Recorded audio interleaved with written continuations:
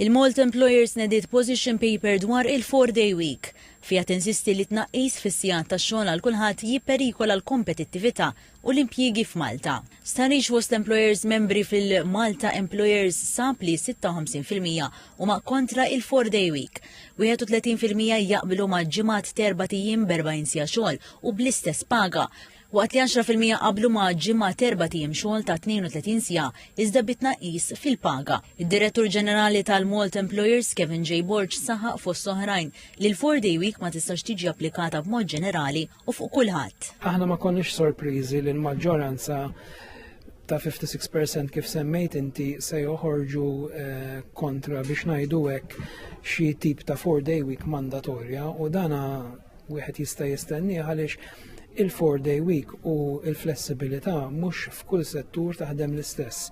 Ġifieri aħna llum qegħdin ġo konferenza ġo Lokanda, hawnhekk jekk tagħmel 4-day week mingħajr ovvjament ma tieħu dak il-passi neċessarji ikun ta' dannu kbir għall-operazzjoni ta' Lokanda bħal dif. Il-position paper tajt li deċiżjonijiet dwar kundizzjonijiet ta' xogħol inkluż tal-4-day week għandhom jibqgħu fid-diskrezzjoni ta' min iħaddem. Matul din il-konferenza femiet differenti fosthom unions ewlenin qalu li dan il-konċett jeħtieġ aktar studji u li Malta għandha bżonn tevalwa l-mod ta' kif il-ħaddiema jaħdmu. Waqt il-preżentazzjoni tal-istudju Sur Joseph Farrugia appella lil politiċi biex ma jsirux wedi fil-manifesti politiċi mingħajr konsultazzjoni mas setturi mill-quta.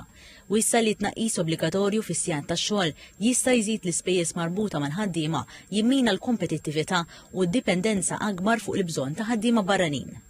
Preżenti għal-konferenza l-kamp tal-Oppożizzjoni Alex Borch qal li din il-konferenza ospitat waħda mill-aktar diskussjonijiet importanti għal Malta. Qal li waħda mill-mistoqsijiet li għandna wieġbu bħala pajjiż hija kif se nibnu ekonomija mingħajr ma trażżana.